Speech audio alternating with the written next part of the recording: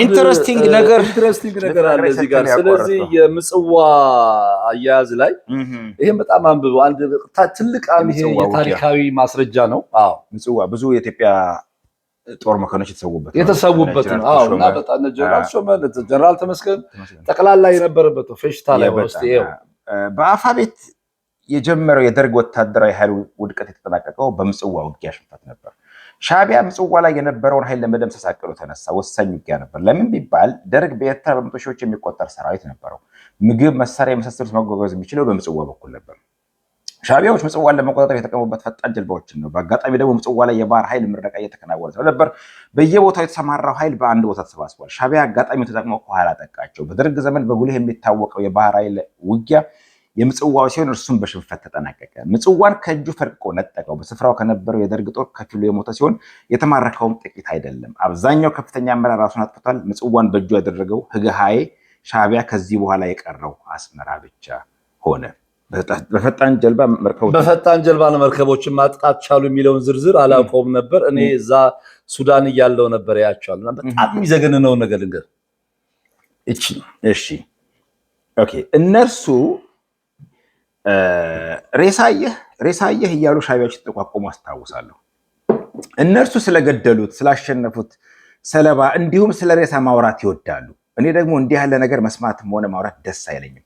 የማሸነፋቸው ኩራት በቀላሉ ሊለቃቸው ስላልቻለ የሰው አስከሬን በአሳ ሲበላ ያስጎበኛሉ። አስከሬኑ በውሃ ላይ የተንሳፈፈ ትንሽ እንደቆየ ደግሞ ስጋውን በአሳ ተበልቶ አጥንት ብቻ ሲቀር ያየ ሰው ይረበሻል። እንግዲህ አሳ መብላት የጠላሁት ከዚህ ወዲህ ነው። አንድም የጓደኛ የገርል ፍሬንድ ነበረች። በጭራሽ ሜዲትራኒያንን አሳ አልበላም ምናምን ትላለች። ምክንያቱም ብዙ ሰው ስለሚገባበት ይሄ በቃ ስጋ የበላ ነው፣ የሰው ስጋ የበላ ነው የሚለው ነገር አለ። ሌላው አንድ ኢንትረስቲንግ ነገር እንግዲህ ህወሓት አሜሪካኖች እኛን አልፈለጉንም ነበር ይላል። አንድ ትልቅ ነገር ሱዳን ከኛ ጋራ ገብተው የኢትዮጵያን ፖለቲካ ለመለወጥ የሄዱበት መስመር በጣም በጣም በጣም ትልቅ መስመር ነው። በዛ ላይ እስቲ እዚህ ጋር ሻዕቢያ ይህን ውጊያ አድርገው ይላል ተዋግቷል። ሻዕቢያ ይህን ውጊያ ያደረገው የሱዳን መንግስትን ለማገዝ ነበር። ሌላ ውጊያ ማለት ነው። በጊዜው ሱዳን ትልቅ መበጣበጥና መበታተን ላይ ደርሳ ነበር። ሻዕቢያና ወያኔ የሱዳንን መንግስት መውደቅ አይፈልጉም። የሱዳን መንግስት መውደቅ ለእነርሱ አደጋ ነው። መጠለያ ያጣሉ። ይሄ ሰው ከምጽዋ ጋር እንዳያገናኙት ሌላ ውጊያ ነው።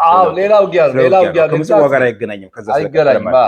ኦኬ በሌላ በኩል ወደ አሶሳ መምጣታቸው ለስትራቴጂ ጠቅሟቸዋል። የአሶሳውን ውጊያ ማለት ነው። ደርግ ባካፕ ሳያደርግ ስለነበር የአሶሳው ጦርነት ደርግን በጣም አስደንግጦታል። አይ ቲንክ ልጅ ሆነን ሰምቻለሁ። ዜና ላይ ነበር። ሜካናይዝድ ጦር በዚያ በኩል ይወጋናል ብሎ ፈጽሞ አላሰበም። ደርግ በድንጋጤ ፊቱን ወደ ወለጋ ሲያዞር እነርሱ አዘናግተው ምጽዋ ላይ ተኩስ ከፈቱበት። ከአሶሳ በተመለሱ በሳምንታቸው ምጽዋን ተቆጣጠሩ። ያን ጊዜ መንግስቱ የቅብብሎች ጦርነት ብሎ የገለጸው ይሄንን ነው አለ። በዛ መጥቶ ሜካናይዝድ ይዞ በአሶሳ በኩል ሲዋጉ ያልጠበቀው ኃይል ነው። ከዛ እሱ ወደ ወለጋ ጦሩን ሲያዞር እዛ ጋር ሳሳ። በዛ ላይ ፌሽታ ሆነ። በዛ ላይ ሄደው እንግዲህ ይሄንን ሌሎች የተጻፉ በደርግ ደግሞ ባለስልጣን የተጻፉ መጽሐፍት አሉ። ስለዚህ ጦርነት ያነሳሉ። እናነሳዋለን። ቀጥለን ለምሳሌ መንግስቱ ራሱ መጀመሪያ ሄደ፣ ከዛ ተመልሶ መጣ ምናምን ይልተጋለ። ሌላው እንግዲህ ምጽዋ ደርሰን መነጋገር ጀመርናልና እቺ በጣም ኢምፖርታንት ነገር ነች። እቺ ከምጽዋ መያዝ በኋላ ከ1980 ዓመተ ምህረት በኢትዮጵያ አቆጣጠር በኋላ ማለት ነው። ምጽዋ ደርሰን መነጋገር ጀመርን። የመጀመሪያው አጀንዳችን ለግጭት የዳረገን የኦህዴድ ጉዳይ ነው። እንደሚታወቀው ኦህዴድ መስርቷል። እንደሚታወቀው የኦህዴድ አባላት የተባሉት የጦር ምርኮኞች ናቸው። ምርኮኛ ደግሞ አድርግ የተባለውን ከማድረግ ውጭ አማራጭ የለውም። ድርጅቱን በነፃ ፈቃዳቸው የመሰረቱት ሳይሆን የተጫነባቸው ነው። ችግራችን ጭነቱም አይደለም፣ የተጫነባቸው በኦሮሞ ስም መሆኑ ነው። በዚህ መልኩ የተፈጠረው የኦሮሞን መብትና ጥቅም ማስከበር አይችሉም የሚል ነው የኛ ነጥብ እና አባዱላን ማለት ነው። እነ ኩማ ደመቅሳ አባዱላ። በሁለተኛነት ደግሞ ለኦሮሞ ነፃነት ነፍጥ አንስተን ስንዋጋ የኖር ነው እኛ ነን። እኛ የነፃነት ተዋጊዎች እያለን ስለ ኦሮሞ ሌላ አካል ማደራጀት አትችሉም፣ የኦሮሞ ጉዳይ እናንተን የሚመለከት አይደለም ብለን ሞገትን። ሱዳኖች ችግራችን ኦህዴድ መሆኑን ለመረዳት ጊዜ አልወሰደባቸውም። መለስም ባገኙት ቁጥር ኦህዴድን ስጣቸው ይሉት ነበር። ሱዳኖች ቶሎ ተስማምተን ደርግ እንዲወድቅ ፈልገዋል። በተለይ የደርግ መንግስት የደቡብ ሱዳን ነፃ አውጪዎች ድጋፍ ሰጥቶ ወደ ኩርሙክ ተሻግረው ከተዋጉ በኋላ ስጋታቸው ጣራ ነክቷል። በውይይታችን መሀል ደጋግሞ የሚነሳው የኦህዴድ ጉዳይ ሆነ። እኛ ፈልገን የምናነሳው አልነበረም። ያለመግባባታችን አስኳል ስለሆነ ውግቱ ዞሮ ዞሮ እዚያው ያልፋል። አንድ ቀን ማታ ኢሳያስም ሌሎች የሻዕቢያ ሰዎችም ኦህዴድን ስጣቸው ብለው መለስን አስጨነቁት። እሺ ሰጣቸዋለሁ። ቅብብሎች ማለት እኮ ነው። እኛ ግን ቀድሞውኑ ኦህዴድን ለመውሰድ ብዙም ፍላጎት ስለሌለን እሺም እምቢም ሳንል ዝም አል። ከፊታችን ላይ ምንም አላስነበብንም። በጊዜው ኦህዴዶችን እንደሰው አንቆጥራቸውም ነበር። አንድ ጊዜ ሲዳን የነበረው ቢሮአችን መጥተው ነበር። እኔ አልነበርኩም። የኛ ልጆች እዚህ የምትሰራላችሁ ብለው እንዳባረሯቸው ሰምቻለሁ። ከኦህዴድ ጋር መስራት አስቸጋሪ የሚሆነው የራሳቸው ሀሳብ ስለሌላቸው ነው። ያደራጃቸው ወያኔ ነው። ከወያኔዎች ጋር ተጣልተን ማለት ከኦህዴድም ጋር እንጣላለን። ከወያኔዎች ጋር ተጣላን ማለት ከነሱ ጋር። ስለዚህ ዋናውን አገዛዝ ከሚሰጠውና ሀገሩን ከሚዘወትረው ጋራ በቀጥታ ማውራት እየተቻለ ምን አስቸገረን?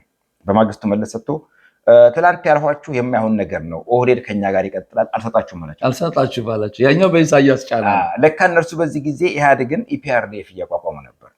ኦህዴድ ደግሞ የዚህ አካል ነው። በኋላም ጴጥሮስ ሰለሞንን አገኘነውና ጴጥሮስ ሰለሞን የሻዕቢያው ማለት ነው። ትላንት ኦህዴድን ውሰዱ ስትባሉ ለምን ዝም አላችሁ አለኝ።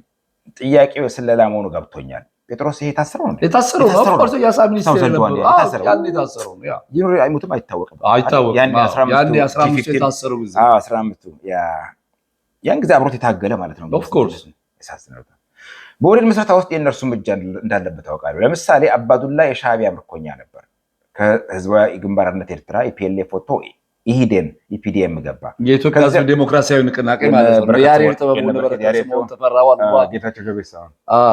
ከዚህ ወጥቶ ደግሞ ኦህዴድን አቋቋመ። ጉዳዩ ስንተዋወቅ አይነት ጨዋታ ስለሆነ መልስ ባያስፈልገውም የሰው ልጆች ናቸው እኮ እንዴት እንደ ሸቀጥ አንስቼ ልውሰድ ይባላል። በዚያ ላይ ድርጅት መስርተዋል። እንዴት አንድ ድርጅት እንደተፈለገው ይዘወራል አልኩት። መልስ አልሰጠም። እነርሱ ምርኮኛን እንደ ዕቃ ነው የሚቆጥሩት። ኤግዛክትሊ። አሁን ልክ ተመልከት እንግዲህ ያኔ ኦህዴድን ነጋሶ ራሱ የተናገረው ነበር። የትግርኛ ተናጋሪው የኦሮምኛ ተናጋሪ የትግርኛ ክፍል ነበር የሚባለው። ነጋሶ ጊዳዳኑላ ነጋሲ ግዳይ ነው እያሉ ይቀልዱብኛል ሁሉ ብሎ መጽሐፉ ላይ ሰጣቸው የገለጸበት መንገድ ይሄ ነው። ሌላ አንድ በጣም ኢንትረስት ያደርገኝ ነገር ቡሌት ከቸሮች ሁሉ ነበሩና ከዚያ ከኛ ጋር መደበላለቅ የምትፈልጉ ምረጡ ሲባል የሚበዛው ከነርሱ ጋር መደብለቅን ይመርጣል። ከዚያ በኋላ አደገኛ ተልዕኮ ይሰጧቸዋል። ምጽዋን የመቆጣጠር ዘመቻ ላይ ያስቀድመው ታንክ እየተኮሱ የደርግን ሰራዊት እንዲያስለቅቁ ተልዕኮ የተሰጣቸው ለነዚህ ምርኮኞች ነበር። ያስቀድማል ከፊት በቃ ዝም ብሎ ጥይት ተረካቢ ገለልተኛ ለመሆን ይሞክር የነበረው ሻዕቢያ በመጨረሻ ህወሓትን ወደ መደገፉ ሲያዘነብል ምርኮኞቹም የህወሓት ክንፍ ሆነው ተዋቀሩ ይላል። እና ይሄንን አሁን በጣም አንድ አስገራሚ ሁኔታ እዚህ መሃል የመጣው ኢሳያስ አንድ ትልቅ ነገር የሰራው ነገር ምን አለ? ቆይ እናንተ አብራችሁ ትሄዳላችሁ እያለ ኢሳያስ ለድርድር ሲመጣ አሰብን ሙሉ በሙሉ መቆጣጠር ነበረበት። አሰብን ሙሉ በሙሉ ከተቆጣጠረ በኋላ ነው ኦልሬዲ በቃ ይዟል፣ ሁኔታው አልቋል፣ በቃ ተቀበሉን ብሎ ለጋዜጠኞች መግለጫ ይሰጣል። ለለንደኑ ድርድር አሜሪካኖቹም አይወዷቸውም ነበር ይላል። እቺንም አብረህ ልታያት ትችላለህ። ይኸውና መለስ በሽግግር መንግስቱ መለስ በሽግግር መንግስት ውስጥ እንድንሳተፍ አጥብቆ የፈለገው የአማራን ገዢ መደብ ስለፈራ ይመስለኛል። የእኛን መሳተፍ ይፈልጋል፣ ግን ደግሞ እኛ የራሳችን ሀሳብ ስላለን በስጋት ያየናል። ሆኖም ከሌላው ኃይል እኛ እንደምንሻለው ያስባል። በእርሱ እይታ የደርግ መንግስት ሲወድቅ አማራው ያምጻል። አማራው እንዳይነሳ ለማድረግና ወደኋላ ለመመለስ ኦሮሞን መያዝ ነበረበት። የሽግግር መንግስቱ ሲመሰረት ግን አማራ ጸጥ ረጭ አለ። እንደፈሩት አልሆነም። በተቃራኒው በምስራቅም በምዕራቡም ያስቸገረው ኦነግ ሆነ። በጊዜው የኦሮሞ መነቃቃት እንዳሁኑ የበረታ ቢሆን ኖሮ አሸናፊው ኦሮሞ መሆኑ ግልጽ ነበር አለ። አሁን እንግዲህ የኦሮሞ ናሽናሊዝም አሁን ተነስቷል። የለንደን እችንም ብታነባት ለተመልካቾች ጥሩ ነው። ኢሳያስ ወደ ለንደኑ ስብሰባ አብረን እንድንጓዝ ፈልጎ ነበር። እኛ ግን ስላልፈለግን ቀድመን ለንደን ገባን። እርሱ መለስን ይዞ መጣ። ስብሰባው ከጣቀለ ቆይቷል። ኢሳያስ ነው እንዲዘገይ የፈለገው። የአሜሪካ ኤምባሲ ደብዳቤ ሲልክለት የቀረ የጎደለ ነገር አለ እያለ አዘገየው። አሰብን ጨምሮ ሙሉ ኤርትራን ከተቆጣጠረ በኋላ በስብሰባው ላይ የመደራደሪያ ትከሻውን አፈርጥሞ መገኘት ፈልጓል። ለንደን እንደደረሰም የጦርነቱ ጉዳይ ተጠናቋል፣ አሁን የመጣ ነው ለፖለቲካ ጉዳያችን መፍትሄ ለመስጠት ነው ብሎ ለጋዜጠኞች መግለጫ የሰጠውም ለዚህ ነው። በጣም ምክንያቱም አሁን የኤርትራን ኢንዲፔንደንስ በሚመለከት ልክ አሸንፈው እንደያዙ ነው። እኛ እንዲያም ስንመጣ ይላል ወደ ኦነግን ወክለው ከካርቱም ሄደው እኔና ዲማ ስንሆን ለንደን ላይ ጣሃና ባቢያ ጆቢር ተቀላቀሉ። ስብሰባ የተካሄደው ከዌስት ሚኒስትር አጠገብ ባለ ህንፃ ላይ ሲሆን ለየብቻችን ክፍሎች ተሰጥተውናል። በየክፍላችን ውላለን፣ ማታ ወደ ማደሪያችን እንበተናለን። ነገርየው ለስሙ ስብሰባ ተባለ እንጂ አንድ ጠረጴዛ ላይ ተገናኝተን አናውቅም። አሜሪካ በቀለለ መንገድ ወያኔን ወደ ስልጣን ለማምጣት ያመቻመቸው ዲፕሎማሲያዊ ጨዋታ ነበር ይላል። እቺን ሴት በጣም ልናያት ያስፈልጋል። ጌል ስሚዝን ጌል ስሚዝ በወቅቱ የዚህ ሰማንታ ፓወርስ ዩኤንኤድስ መጀመሪያ ጋዜጠኛ ሆና ተመላለሰ። ዩኤስኤአይዲ ዩኤስኤአይዲ በቃ የሳማንታ ፓወር የነበረው ማለት ነው። በዚህ አሁን በጦርነቱ ጊዜ በትግራይ ጦርነት ጊዜ በፊት በወያኔ ጊዜ ጦርነት ሳማንታ ፓወር አሁን በጦርነቱ ጊዜ ኮቪድ ሰዓት ላይ ምናምን ነበረች። የሱ ጊዜ ነበር። ትራምፕ ነው ያወረደውና ያወረዳትና የእሷ እንትን አቻ ፕሬሲድ ታረጋት የነበረችው ድሮ እዛ ጊዜ አይ ቲንክ እንትና ማን ነው ሀርማን ከሆነ አንድ ጊዜ ደርግን ያነጋግራል። ደግሞ ዞር ይልና ወያኔዎችን ያገኛል።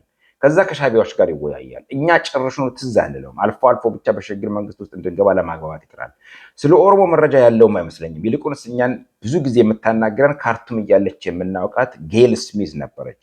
ዴሞክራት በሆነ ቤት ውስጥ ያደገች ነፃ ወጣት ናት። ወደ ካርቱም ስትመጣ የፍቅር አጋር አገኘችና እዚያው ቀረች። በእርግጥ ሰላይ ሆናም ትመላለስ ነበር።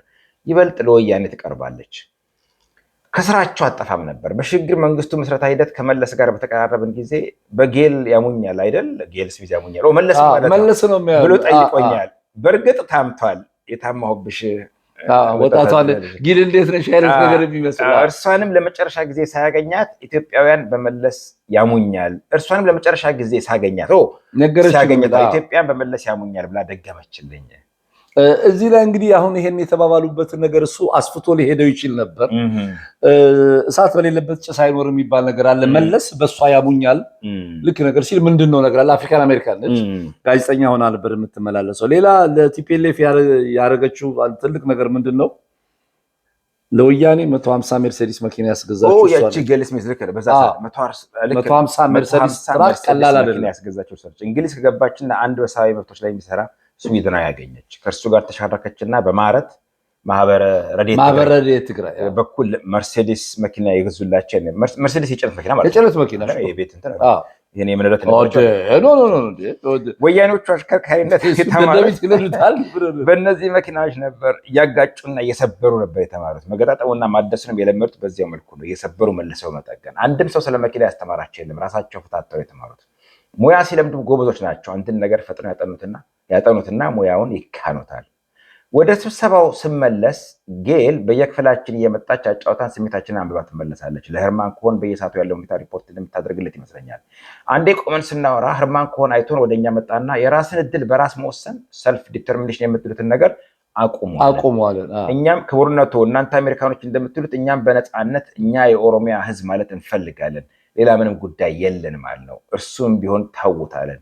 ውይይታችን አልቀጠለም። ኦሮሚያ የሚለው ነገር ያንም ነበር። ያን ይሄ የመቀንጠል አርቲክል 39 ያው አጨቃጫቂ ሆኖ አይደል የገባው፣ ተውት ነው እሱ። እና አንድ ኢምፖርታንት ነገር ሌላው አሁን እንግዲህ አንተም ሎየር ነህ፣ በቀደምም ከእንትና ጋር ስናወራ ከአለማየሁ ጋር ስናወራ የቻርተሩ ጉዳይ ነው። እና በሰናፊው ስብሰባ ላይ እሱ እርግጥ ነው ማለት ነው። ሰናፊው ስብሰባ ላይ ነው እሱ ነገር ኢንትረስቲንግ ነገር አለ። የሰናፊው ከዚህ ምሽቱ ለስብሰባ ተቀመጠን ከሚለው ጀምሮ እስከዚህ ድረስ አንብበው። የሰናፊው ስብሰባ የሚል አለ 240 ላይ ገጽ። ምሽቱን ለስብሰባ ተቀመጠን ኢሳያስ ኤርትራን በተመለከተ ሊያደርጉ ያሰቡትን በዝርዝር ጽፎ መጥቷል። በቀዳሚነት ያስቀመጠው ነፃነታቸውን ማወጅ ነበር። እንደርሱ አባባል ይህ የሚሆነው ከ2 ዓመት በኋላ ለህዝበ ውሳኔ ሬፈረንደም አውጀን እንጂ እንዲሁ በግብታዊነት አይደለም አለና በማጠቃለያው ለኢትዮጵያ ደግሞ ነፃ ወደብ የሚል ነገር አስቀመጠ። ኢንተረስቲንግ። ቀድሞ ነገር ኢሳያስ ወደ ለንደኑ ስብሰባ የሄደው ኤርትራን በጦር ኃይሉ አሸናፊነት ይዞ ነበር። አሰብም በኤርትራ ጦር ቁጥጥር ስር ገብታለች። የራሱን ምክረ ሀሳብ አቅርቦ ሲጨርስ መለስን አንተስ ምን አለህ አለው። መለስ በጽሁፍ ያመጣውን በንባብ አቀረበ። በኢትዮጵያ የሽግግር መንግስት ምስረታ ላይ ያተኮረ ሲሆን ቀድሞም ህወሓት በይፋ ሲያስተጋባ የቆየው የፕሮፓጋንዳ ይዘት እንጂ አዲስ ነገር አልነበረውም። የሽግግር መንግስቱ ለተወሰነ ጊዜ ስራ ላይ ቆይቶ ብሔራዊ ምርጫ ካካሄደ በኋላ ፌዴራላዊ መንግስት እንደሚቋቋም ያትታል። እኔም ተራይ ሲደርስ ያቀረብኩትን ሁሉን አቀፍ የሽግግር መንግስት ቻርተር ንድፍ አቀረቡ። የሽግግር መንግስት ቻርተር ስለዚህ የሽግግር መንግስቱን ቻርተር ያዘጋጀው አቶ ሌንጮ ለታ ታውቋል ማለት ነው። ኢሳያስ ደስተኛ ነበር። በቃ በዚህ ላይ ነው የምንሰራው ብሎ ሊያጠቃልለው ፈለገ። መለስ የሽግግር መንግስቱን አስመልክቶ አሜሪካኖች ያዘጋጁት ዶክመንት አለ፣ በእርሱ ላይ እናውራ ሲል ኢሳያስ አጣጣለበትና ሳይቀርብ ቀረ። ኢሳያስ ያጣጣለውን ጉዳይ ለማንሳት የሚደፍር የለምና በዛ ሰዓት ፓወርፉል ነበር። ኦፍ ኮርስ በዚያው ተድበስብሶ ቀረ። ሆኖም ሰነዱን ከመለስ ሳልቀበል በመቅረቴ እስካሁን ይቆጨኛል። አሜሪካኖች ያዘጋጁልን ሰነድ ምን ይዘት ይኖር ይሆን የሚለው ጥያቄ በየጊዜው ያቃጭልብኛል። አይ ቲንክ ይሄ ሰነድ እኮ ይኖራል እኮ ኦፍ ኮርስ እንግዲህ አሁን በስቴት ዲፓርትመንት ሊኖር ይችላል። ዲክላሲፋይድ ይሆናል። ዲክላሲፋይድ ይሆናል 30 ምናምን ዓመት ብዙም ይሄን ያህል። ጥያቄው ግን ምንድነው አየህ ህወሓት ወደ ስልጣን ከመጣ በኋላ በዚህ ደረጃ ተደራጅተው ይሄ ፖለቲካሊ ቴዎሬቲካሊ ኮንሺየስ ነበር ማለት ነው። አሁን ቻርተር ይዞ ሲመጣ ኢሳያስ ነው። ከዛ በኋላ ዶክተር በረከት ሀብተስላሴና ዶክተር አማረ ተክሌ ናቸው አዘጋጅተው አደሩ ይላል ጨርሰው። ኦኬ ከዛ በኋላ እኔ በአዘጋጅነት የቻርተር ንድፍ እና ርዕሰ ጉዳዮች ላይ ተወያየንበት። የራስን ዕድል በራስ መወሰን ይሄ የራስን ዕድል በራስ መወሰን መገንጠል ነው ሌንጮ ነው ገባ ማለት ነው። እንድታውቁት ያው ሌንጮ ነው የራስ የጋራና የግል መብቶች ጥበቃና የመሳሰሉትን በተመለከተ የያዟቸው ነጥቦች አብራራው። የህግ ምሁራኑ በረከት ሀብተስላሴና አማረ ተክሌ ተጠርተው ቀረቡ። ኢሳያስ ለባለሙያዎቹ ሀሳቡን እንዲገልጽላቸው አደረገ። መሰረተ ሀሳቡ ይህ ነው ብዬ የነደፍኩትን ሀሳብ በቅደም ተከተል አስረዳዋቸው። የህግ ባለሙያዎቹ ማስታወሻ ይዘው ሌሊቱን በዚያ መሰረት የሽግግር ቻርተሩን ረቂቅ ሲያዘጋጁ አደሩ። ስለዚህ በረከት ሀብተስላሴና ዶክተር አማረ ተክሌ ናቸው ያዘጋጁ። ኤርትራውያን ናቸው። ኦፍ ኮርስ ኤርትራውያን ናቸው። ዶክተር በረከት ሀብተስላሴ የኢትዮጵያ አቃቤ ህግ ነበር፣ ምክትል ጠቅላይ አቃቤ ህግ ነበር። አቃቤ ገራው ጠቅላይ ፍርድ ቤት ውስጥ ይሰሩ መስሎኝ ነው። በቃ ዩኒቨርሲቲ አስተማሪ ነበር። ዩኒቨርሲቲ አስተማሪ ነበር። ምክትል ጠቅላይ አቃቤ ህግ ነበር። የሐረር ከንቲባ ነበር። ይሉን መኮንን እንደማማከር አድርጓል። እንዲያውም ያገባው ያንኮበር ሴት ነው እና ዶክተር በረከት ሀብተስላሴ የሚታወቀው ዩኒቨርሲቲ ሲማሩ ተማሪዎችን ሲያስተምር በተቻላችሁ መጠን አንድ ዘር አትጋቡ፣ ትግሬ ከትግሬ፣ ኦሮሞ ከኦሮሞ፣ አማራ ከአማራ፣ ኤርትራዊ ከኤርትራዊ አትጋቡ ውጡ ይል ነበር። አሁን እሱም እንግዲህ አንድ ጓደኛውን ከምስታቸው ቆዩ ቆዩ አሁን በህይወት የሉም። ሌላ ሚስት ያገባው ጋሽ በረከት ግን አንኮበር አማራ ነው ያገባው። በኋላ ይቅርታ የዚህ የደርግ ሊወርቅ አካባቢ ነው እና ፕሮፌሰር መስፍን ያለበት የመርማሪ ኮሚሽን ውስጥ ነበር ሰብሳቢ ነበር።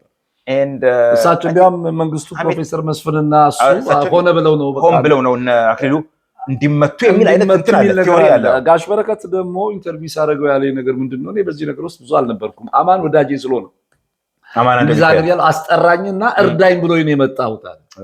ያኔ ከመጣ ነው የዚህ የመርማሪ ኮሚሽን ውስጥ ነገር የገባው። በኋላ እኛ እንደዚህ ሰዎች እንዲጠፉ ተደረገ የሚለውን ነገር ግን መንግስቱ ኃይለማርያም ነው ያወጣው። ያው ከዚህ በፊት ተነጋግረናል። መንግስቱ ኃይለማርያም ከአንድ የቅርቡ ሰው ከአንድ ነገር በስተቀር ከሁለት ገጽ መጽሐፍ በሙሉ ሐሰት ነው የተናገረው መንግስቱ ኃይለማርያም።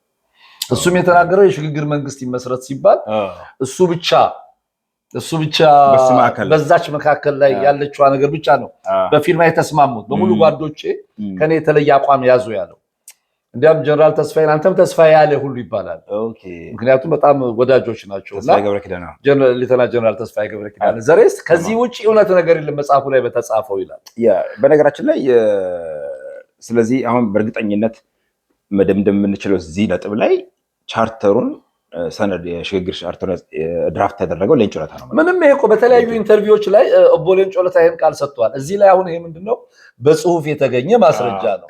አዘዘን ኢሳያስ አለ ሱዳን ሄድን፣ ከሱዳን ወደ ገባን ሰናፌው ሰነድ ይሄ ያው እዚህ ጋር ፉትኖቷ ላይ እናንባት የሆነ ነገር ቢኮዝ ኢሳያስ አፕሮቹ ደብል ስታንዳርድ ነው ይላል ሌንጮ። ለኢትዮጵያና ለኤርትራ የተመኘው ነገር ያሰበው የሚል ነገር አለ። በሰናፌ ላይ በተደረገው ስብሰባ ኢሳያስ አፈወርቂ ለኢትዮጵያ የተለየ ለኤርትራ የተለየ ደብል ስታንዳርድ አቋም ይዞ መቅረቡ ሌንጮ በthe making and unmaking ላይ በስፋት ተንትኖታል። ኢሳያስ ለኤርትራ ህዝበ ውሳኔ ሬፈረንደም ሲጠይቅ ለኢትዮጵያ ግን ለአንድነት ቅድሚያ ስጡ የሚል አቋም ነበረው። ኦፍ ኮርስ እዚህ ላይ እንዲያውም አሁን አንድ ነገር አለ አቶ ሌንጮ የሚያነሳው ነገር ምንድነው አቦይ ስብሃትም ኢንተርቪው ላይ ገልጾታል። የኢትዮጵያ ፕሬዝዳንት ነው ብሎ እምቢ ስላላለ ነው ኤርትራን የገነጠለው ይወድ ነበር ነው ይፈልግ ነበር። ወያኔዎች ቲፒኤልኤፍ ራደር አንድ የሰጡት ነገር ነው። ስዩም መስፍን መግለጫ ይሰጣል። ሻቢያ የሽግግር መንግስቱ አካል ይሆናል ሲል ያኔ ቤዙን አላጠናከረም። ዩፎሪያው አሸነፈው ነገር እንደመጡ ነው በቀጥታ ይወጣል። አደረገው ይሄ ሁሉ ነገር እኛ መስዋዕት ከፍለን ዋጋ ከፍለን የመጣው ነው በኢትዮጵያ ስር ለመሆን ነው አሉት የሻቢያ ጀነራሎች ሲሉት ወጥቶ በሬዲዮ አስተባበረ። የሽግግር መንግስቱ አይደለም ማለት ኢሳያስን ስለሚፈሩት ኢትዮጵያን መጥቶ ከያዘ አያስፈላቸውም ይላል እንጂ። ስለዚህ የጥቅም ግጭት እንጂ ሌላ ባለማ ልዩነት ላይ እንዳልሆኑ because ኢሳያስ ለኤርትራ ህዝብ ወንሳሌ ሬፈረንደም ሲጠይቅ ለኢትዮጵያ ግን ለአንድነት ቅድሚያ መስጠት የሚል አቋም ነበረው። ይህ የሻቢያ ሐሳብ ሀገር የመሆን ታሪካዊ ምክንያት ያላት በውጭ ቅኝ ገዢ ኃይል ተይዛ የነበረችው ኤርትራ ብቻ ነች። በኢትዮጵያ ቅኝ ተይዛለች። ሌሎች በቅኝ እስካልተያዙ ድረስ ራሳቸውን ችለው ሀገር ለመሆን አይችሉም የሚል መደምደሚያ ነው። በእነሌንጮ በኩል ደግሞ ቅኝ ግዛት የግድ በአውሮፓ ብቻ ላይሆን ይችላል፣ ስለሆነም በውስጥ የቅኝ ግዛት የተያዘ ብሔር ነፃነት ይገባዋል የሚል ነበር። ሻቢያ በራሷ መክሊዮ የኦሮሞን ጥያቄ ለመቀበል ቢቸገርም ኦነግ በምላሹ የኤርትራን ጥያቄ ባለመቃወም ከመጀመሪያው ለቆመለት መርህ ተገዥነቱን ኦፍ ኮርስ ኦነግማ መቀበል ያለበት ምክንያቱም የመገንጠል ጥያቄ ስላላቸው ታላቋን ኦሮሚያን ፈጥራ አይደለም የሚለው ነገር ሌላ ፖለቲካል ሰፖርትም ነው፣ ፖለቲካል ሳይድም ነው። ኢንተረስቲንግ። ሌላ አንድ እዚህ ጋር አጠፉኝ የሚለው ነገር አለና ሶስታችን የተስማማንባቸው አሁን ይቻል የጋራ መብቶች ከሚሉት እሱ ጋር እንገባለን። ከዛ ሜቢ ወደዚህኛው ሳንሄድ የትላንትና ስንወያይ የሚያነሳልኝ ነገር አለ። ሜቢ ከቀጠልንበት ሬፈረንደም ሳይደረግ በፊት ደብዳቤ ዩኤንን ኮንታክት አድርጎ ነበር መሰለኝ ፕሬዚዳንት ኢሳያስ። ያው እንግዲህ በወታደራዊ ኃይል ስለሆነ ያዘው ለተባበሩት መንግስታት ድርጅት ወረቀት ደብዳቤ ጻፈ። እውቅና ነገር ሲል ተገንጣዩ ሀገር አይደለም እውቅና የሚሰጠው የሚጠይቀው ማዘርላንድ ናት ሀገር ነው የሚጠይቅ የሚችለው ሜንላንድ ተብሎ ታሪካዊውን ኤርትራን ያስገነጠለውን ደብዳቤ ጠቅላይ ሚኒስትር ያኔ ፕሬዚዳንት መለስ ዜናዊ ለተባበሩት መንግስታት ድርጅት ሬፈረንደም እንዲካሄድ ብሎ ጠየቀ።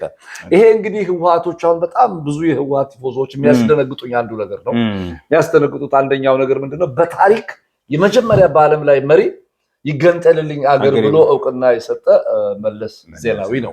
ይሄ እንግዲህ አሁን ዛሬ ያለውን የወደብም ጥያቄ አለ። ነፃ ወደብ የሚል ነገር ነበር። ነፃ ወደብ ነበር ያኔ ምክንያቱም 50 ሚሊዮን ናቸው። ምጽዋ እና ቀላል አይደለም። የአሰብም ጉዳይ አለ። እንግዲህ ይሄንንም ስትመለከት ራሱ ከዚህ ኮንቴክስት ይወጣል እንጂ ከቀዳማዊ ኃይለ ሥላሴ ጊዜ ጀምሮ ኤርትራ ከእናት ሀገሯ ጋር ስትዋሃድ አውራጃዎቹን በኤርትራ ውስጥ እንዲሆን በአውሳ አውራጃ ውስጥ ሆኖ መሄድ አልነበረበትም። አሰብ ራሱ በቃ የወሎ ጠቅላይ ግዛት ስለነበረ ሱልጣን ኢብራሂም ነው የሸጠው ለጁዜፔ ሳፔቶ ለዛ ለሺፒንግ ካምፓኒ። ያ ነገር የተያዘው ከሌባ ላይ የተሰረቀ ዕቃ ነገር ይዛ አርጊው ማታረግበት ነገር አለ። እንዲሁ አንድ ሁለት ኤርትራውያን ፕሮፌሰሮች ጋራ በዚህ ጉዳይ ስንወያይ አም ኤሪትሪያን አለኝ አንደኛው ኦፍ ኮርስ አማን ኢትዮጵያን። አሁን እኮ ይሄ ምንድነው በእናንተ ቋንቋ አይደለም ፖሴሽን ኦፍ ስቶልን ፕሮፐርቲ እና መመለስ የለበትም ወይ በህግ የሚባል ነገር ነውና ህወሓት ስለነበረ ይሄ አረስት እንዳይነሳ ስለተፈለገ ነው እንጂ የአሰብ ጉዳይ ዶክተር ያዕቆብ ኃይለማርያም አሰብ የማንችን በዘባስ ሰርቶታል።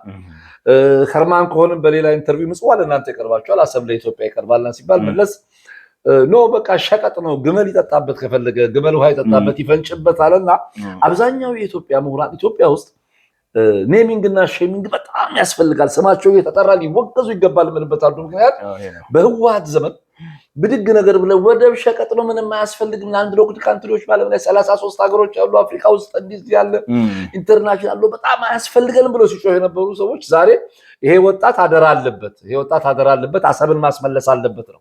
በሁለት በሶስት መንግስት የአሰብን ጥያቄ ደሃው ነው ህይወቱን የሚከፍለው። እነዚህ ምሁራን ሁለቱንም ሶስቱንም ጊዜ እንዲሄዱበት ነበር። ኢቭን እንትኑ እኔ በተለይ ህጉን ጉዳይ ብቻ ሳይሆን ኢልያስ በቃ አንፌርነሱ በቃ ግልጽ እኮ ነው። በዛ ዘመን እንኳን የኢትዮጵያ የነፃ ወደብ ጉዳይ እንትን ነበር የዳንዲል ነበር። የሻቢያ የኢሳያስ ራሱ ሉዓላዊነትና ዲሞክራሲ ገብሩ አስራት አቋም ይዞበታል እኮ ህወሓት። ለምሳሌ ለጻድቃን ሰዬ ለገብሩ ምናምን አሰብ ወደብ ያስፈልገናል እንቀበል ጋር ነበር። የነመለስ ኃይል ይሄ ሌላው አሸናፊው አንጃ ነው እንጂ በሙሉ እኮ በህወሓት ውስጥ የተነሳ ጥያቄ ነው። እንዲያውም ባለፈው እኮ ጻድቃን ሲያነሳ ሁሉ ነበር እንደ ቁጭት የሚያነሳው አልኩ አይደል? እንትና ማነው ገብሩ አስራት መጽሐፉ ላይ ትልቁ ብላንደር እንደውም አክቹአሊ ወደ ወልቃይት ህወሓት የሰራው ነገር ሁሉ አለ። ራሱ አሁን ያኛ የወልቃይት ራሱ እኛ ዳሎል ዲፕሬሽን ወሰድን ይላል። አሁን በመኪና እየሄዱ ግሬደር እየነዱ ነበር ራስ መንገሻ ስዩም የአፋርን ይሄ የአፍሪካ ጮማውጫውና ዳሎል በቋንቋ ከለለውና ከኛ ያላግባብ ዳሎል ወደ አፋር ሄደ እኛ ደግሞ ወልቃይት ወደኛ መጣ ምዕራብ አለ አሁን ግን ስትመለከተው ይሄ መጽሐፍ ሲጽፍ እዚህ ጋር ቁጭ ብሎ ምዕራብ ትግራይ መመለስ አለበት ብሎ የአረና አሁን አዲሱ ሰውዬ ይመጣል ለኮንስቲትዩዌንሲ ሲያስብ የመጀመሪያው በ1972 የወልቃይት አስተዳዳሪ የነበረው ገብሩ አስራት ነው እኔ በዚህ ጉዳይ ላይ ደርግም ተጠያቂ ነው ብዬ አስባለሁ ይሄን ፕሮግራም የምትመለከቱ ምናልባት የደርግ ባለስልጣኖች ያኔ ከፍተኛ መኮንኖች ጀነራል መኮንኖች ቢኖሩ ሐሳብ ሊሰጡበት ይገባል ለምን መሰለ ከ1972 እስከ 1983 11 አመታት ይሄንን ያስተዳድር የነበረው በደርግ ጊዜ ነው ያኔ ኢዲዩ ህወሓት ኢሃፓ እዛ እርስ በርስ እንዳሜባና ኮሶ ተበላልተው ይጥፉ ብሎ ነው የቶ ምክንያቱም ይኸውልህ ልዑል መንገሻ አንድ ትልቅ ነገር የተናገሩት ነገር አለ እኛ መተን ደርግ ጋር እየተዋጋን ሶማሌ ወሮት በመሃል ኢሃፓ እዛ ሻቢያ ሆኖ መጥቶ እኛ በጎንደር በዚህ ብንወጋው አባቶቻችን ያስረከቡንን አገር ስለምናጠፋ ነገር በታሪክ ስለምንወቀስ ብለው ጦርነቱን ጋባረው ከዛ በኋላ ጀነራል ታሪኩ አይኔ መንግስቱ በገደላቸው ያኔ ኮሎኔል ታሪኩ አይኔ የገስት ጦር ተብሎ ኢዲዩ እንደበደበው ያኔ ከዛ ተመልሰው ኡመራን ተውት የኔ ወንድም እዛ ይሰራ ነበር የሰሜን እርሻ ኮርፖሬሽን ነበር እዛ ተቀምጦ የተውት ነገር ነው የወልቃይት ጉዳይ እሳቸውም ያው ከዚህ በፊት ቪኦኤ ላይ ሲጠየቁት አስታውሳለሁ በልዑል አባቴም ጊዜ በልዑል ጌታዬ አባቴ ጊዜ ሆነ በኔ ጊዜ እዛ ጋር የተከዜን አልፎ የበጌ ምድር ነበር ይሄ በጌ ምድርና ሰሜን ነው ስሙ ራሱ ከዛም ከኮሎኔል ታምራት ይገዙ የመጨረሻው ከጎንደር ከበጌ ምድርና ሰሜን ጠቅላይ ግዛት እንደራሴ ጋር አብረን እየተነጋገርን ሰራተኛ እየወሰድን ከትግራይ ኡመራ እየሰራ እንዲመጣ እናደርግ ነበር ይላሉ በኋላ ነው እንግዲህ ደግሞ ወደ ፖለቲካ ነገር የመጣው ሌላው የወልቃይት ጉዳይ ምንጭሳቻ ሜለት አምሮ የሰራው ስራ አለ ትልቅ ነገር ወደሱ እንመለሳለን ግን ኦኬ ወደዚህ ጋር ስንመጣ አንድ ደግመን ስለምንሰራው ደቂቃችን ሞልቶ ከሆነ በጣም አንድ የሚገርም ነገር አለ መለስ 57000 ሴቶች ካስመራ ሲያስወጣ ኢሳያስ ያስወጣ መለስ ማስወጣት ነበረበት እኮ ኢሳያስ ይላል ለምን ማለት ከኤርትራ ከተቆጣጠሩ በኋላ ከኤርትራ ከጦር ሻቢያ ኤርትራን ከተቆጣጠሩ በኋላ ሙሉ በሙሉ ኤርትራውያን ፕሮቴክተር ናቸው ኢትዮጵያ ውስጥ ያሉት በኢትዮጵያ ቆይ እዛ ያሉትን በሁለት መንገድ አውጥቷል ይሄ እንግዲህ ፕሮፌሰር እንድሪያስም ቢሆን ምን ይደረግ ጥርሳውን ለቁ ሲባል በደስታ የሰከረ ሰራዊት ሊያደርግ የሚችለው ነው ዘሞስት አንፖፑላር የሆነበት ጉዳይ ሌንጮ ለታም ቢሆን አሁን እዚህ ውስጥ የተከመረው እኮ የኦሮሞ አጥንት ነው የሌላ የነፍጠኛ አይደለም ሁሉ ብሏል አጥንት መልክ ያለው ይመስል ስም ያለው ይመስል ዘር ያለው ይመስል ማለት ነው እነዚህ 57000 ሴተኛ ዳሪዎች ሴቶች ወደ አስመራ ሄዱት ለጦሩ አገልግሎት ሊሰጡ ይሄዱ ሴተኛ ዳሪዎች ስለነበሩ እነሱን ማስወጣቱ ትክክል ነበር አለ ብሎ መለስ ተናገረው ሌሎች 47000 ደግሞ ኢትዮጵያውያን ሴቶች በዝሙት በሴተኛ ዳሪነት ላይ ያልተዳደሩ ሰዎችም አብረው ወጥተዋል እንግዲህ ሂሳብ አሪፍ አይደለም 57 ሲደመር 47 ሰዎቹ ሲመጡ ምንም ነገር ተቆርቋሪነት አላሳየም እንዲያም ከኢሳያስ በላይ ነበር ይሄንን የሚናገረው ነው ይሄንን ስትመለከት ሌላ ነገር አለው አንድ ኢንትረስቲንግ ነገር ደግሞ ኦ ሎርድ መለስ መጥቶ ዶክተር በረከት አብተስላሴ ንግግር ሲያደርግ በትግርኛ ነው ይናገር የነበረው ሲያስተረጉም 4-5 ጊዜ አዲስ አበባ ኢሲኤ ውስጥ የነበረ የሰኔ ኮንፈረንስ ላይ ሲያስውለ ዶክተር በረከት አብተስላሴን ያቋርጧል 4-5 ጊዜ ተሳስተሃል እያለ በአማርኛ ነው የሚያርመው ደግሞ በአማርኛ ነው በትግርኛ እያወራ በአማርኛ ነው የሚያርመው በኋላ መለስ ማስተርጎም ይጀምራል መለስ ማስተርጎም ሲጀምር ህወሓቶቹ እንዴት አንድ ፕሬዝዳንት ለአንድ ክፍለ ሀገር አስተዳዳሪ ነው የሚለው ልጅ ለአንድ ክፍለ ሀገር አስተዳዳሪ እንዴት አስተርጓሚ ይሆናል ብለው ሌላ ሰው ይመረስ ይባል አይ ኖ በቃ ራስ ጨርስ ይሏል ያኔ ኢሳያስ ያለው ነገር ይደመጣል ይፈራል ነበር በኋላ ከሳይንስ የመጡት ፕሮፌሰር አስራት ወልደየስ ፖለቲከኛ ናቸው ማጥለ ይሄው ሳይወት እርሶም አማርኛ ይናገራል ሁለታችሁም ጓደኛሞች ናቸው እንዴ የምትዋደዱ ከሆነ ለምን በጋራ ተስማምታችሁ ኢትዮጵያ ምትን ለማስተዳደር አትሞክሩም ነገር አሉ በኋላ አሰፋ ጫቦ ደግሞ ብድግ አለና እናንተ ውሸታሞች ናችሁ ብሎ መለስን ሲያስተነግጠው የዋስ ሰዎች አበዱ ያኔ ጳውሎስ ኞኞ ሁሉ ሲጽፍልም ለጻርቃን በኮፍያ ገብቶ እነዚህ እዛም ሜዳ የሚሰበሰቡ መሰላቸው እንደ ፕሮቶኮል የሚባል ነገር አለ ኮፍያ እንኳን አውልቆ የለም በኢትዮጵያ ባህል ኮፍያ ከካህን በስተቀር ማለት ነው ከሃይማኖታዊ አገልግሎት ውጪ ሰቅሎ ነበር የሚገባው ቃላ ይወጡና እናንተ ይቅርታ መጠየቅ አለበት አሰፋ ጫቦ ይላሉና ነገሩ እየከረረ ሲመጣ መለስ ደነገጠና አላላው አሉ። ያ ስብሰባ በጣም ያኔ የምናስታውሰው ነው ላይ ተላልፏል። ሱልጣን አሊ ቢራ በጣም ጥሩ ነው ኤርትራ ነፃ መውጣት ፕሬዝዳንት ኢሳያስ ግን በቃ በኤርትራ ውስጥ ያሉትን አፋሮች ጉዳይ እንዴት ታደርጋላችሁ ነገር አለው። ያም እንግዲህ አብሮ እየተላለፈ ነው የሚሄደው። ሌላው አንድ ኢምፖርታንት የሆነ ነገር ማንን እንመን ነገር በሚል ልዩ ፕሮግራም እንሰራበት ይገባል። ዶክተር ዲማ ነጎ መለስ ኢህአዴጎች ስዩም መስፍን ይጠቁመዋል ፕሬዝዳንት እንዲሆን ሲባል ሌንጮ ፈልጎ ነበር። እኛ ግን ከለከልነዋል። ኦነግ ኖ አንተ የስሙላ ፕሬዝዳንት ኦሮሞ አይሆንም ብለን ከለከልነዋል። እዚህ ጋር ግን እሱ መለስ ይጠቁመኝና ምክትል ፕሬዝዳንት እንደሆን የምክር ቤቱ ማለት ነው የተወካዮች ምክር ቤት አይ ብዬ ዲክላይን አደረኩ። በኋላ ዶክተር ፈቃዱ ገዳሙን አደረጋቸው። በኋላ ወርደው ሁሉ ከሽግግር መንግስቱ የካናዳ አምባሳደር ነበር። አውና እነዚህ ነገሮች ስትመለከት መለስ እንዴት ዶሚኔት አድርጎ የሄደበትን ሁኔታ አታለሉን ይላል። ሌላው ኢንትረስቲንግ ነገር በጣም ብዙ ሰው የማይገምተው እንደ መረጃ አዲስ ሆኖ የሚታየው ነገር ኦነግ ያደከሙት እንዲያውም እነሰየ እንደዚህ ተለጥጦ ወንበር ላይ ጦርነት መፍጠር ሳይሆን ኢህአዴግ መዋጋት ጦርነት ይሰራል በሚልበት ጊዜ ወደ ካምፕ እንዲገቡ ያደረገው ወያኔ ሳይሆን የጠየቀው ዳውድ ኢብሳ ነበር። ምርጫ ለመካሄድ ታጣቂ ወደ ካምፕ ይግባል። ያኔ 5000 ጦር ነበር በምዕራብ በምስራቅ እኔ ሄጄ ስመጣ የምስራቁን አዛዥ ገላሳ ዲሌቦ ነው። በዚህ ጋር ደግሞ ያለው ዳውድ ኢብሳ ነው። እኔ እንዲያውም ዳውድ ኢብሳ በዚህ ምክንያት መጣና የኦነግ ገደለ የሚለው ነገሮች ተዛሩበታል። አንድ ከወንድሙ ጋር 5 ሆነው ወደ ባሶሳ በኩል ወደ ወለጋ ሲገቡ ያገኙና በምግብ ይመርዟቸዋል። ሁሉም ሰዎች ይሞቱና ዳውድ ብቻ ይተርፋል። ከዛ ዳውድን በመኪና ማኪም ቤት ወስዳድ ነው ያመጡና ለሰፓ አስረክበው ይታሰራል። ሲወጣ ሁሉ ያችን አረንጓዴ ጃኬት አድርጎልሃል ከርቸሌ ነበር። ከከርቸሌ ወጥቶ በአንድ ኢሰፓ ባለስልጣን ምክንያት እንዲያመልጥና ወደ ሜዳ እንዲሄድ ይደረጋል። በኋላ ከሞት ያተረፈው በቃ ሞትን አሸንፎ የመጣው የለም መላከ ሞትን ያሸነፈው ነገር ነው። በቃ ሞትን ኮንከር ያደረገ ነው ሲባል እንዲህ አይነት ድምጽ ስለነበረው ወታደራዊ ኃላፊነት አድርጌ ሾምኩት ይላል። ሌንጮ ነው ሾመው እና አሁን ይሄ ወታደራዊው ፖለቲካው ኃይል ወታደራዊ ኃይሉን አለማዘዙ ነው። ሌላ አመዴ ቡና አላለ ነጆ የት ነው ሌንጮ አለኝ አለ መለስ። እንደነገጥኩ ሰዎች ነጆ ገብተዋል ማለት ነው እየነገረው ነው። ወለጋ አላሳልፍም አንገባም አላችሁ ነው። በጎጃም በኩል ገብተው እዛ ጋር ያለው ነገር ይዘውታልና ቲያትሩን ነገር ስትመለከተው ያው በጣም ፊልም ሊሆን ይችላል። ጥሩ ፖለቲካል ኖቨል ሊሆን ይችላል። ጥሩም አይነት በቃ ሾርት ስቶሪ whatever ልሰራበት የምትችላቸው ነገሮች አሉትና እኚህ ሰው በደንብ በተለይ የዛን ጊዜ ኮንቴምፖራሪ የሆነ ሰው በደንብ ያነበበ ታሪኩን የሚያውቀው ሰው አብሮ ቀጥራ ቢሆን ነው ረዳት ቆንጆ ነበር። እንደ እንትና ማለት እኮ ነው የስብሐት ነጋ የስብሐት ገብረ እግዚአብሔር መጽሐፍ ማን የጻፈው ዘነበወላ ማለት ነው። ዘነበው አሁን ለደምሴ ጽጌ ምናምን አሁን ባሴ ቢያደርጉት ገዛኝ ጌታቸው የሚባል ልጅ ነበር። አሁን እዚያ ቶታው ነው በጣም ጎበዝ ሪፖርተር ኤዲተር ነበር። ገዝም ዩኒቨርሲቲ ያስተምር ነበርና ይሄ ዘነበወላ የጻፈው መጽሐፍ የኔ እውነተኛ ታሪክ ነው ፎቶግራፊ ነው ይላል። ፎቶግራፍ እንዲህ ከሆነ በዚህ መንገድ መታየት የለበትም ነበር አለና በኩያሞች ደረጃ ስትገላለጽ ያለው ነገር አለ። አሁን ለምሳሌ ከደምሴ ጽጌ ጋር ንባባቸው ባሴም ጥሩ ያነበበ ነው ደምሴም ያነበበ ነው በጉዳዩ ላይ ያለውን ነገር። አሁን ግን ያ ከአንድ ሳይድ ብቻ ምን በቃ ፍሮም ሃይራርኪካል ሆኖ ነው ከቶፕ ያው ወደ ቦተም ነው የሚወርደው ጋሽ ያለ የሚቀርብበት ነገር ነው ያለው። እቺ ልጅም ማለት ስታነባ እሱን እየተቀበለች ቻሌንጅ ማድረግ ነበረባት።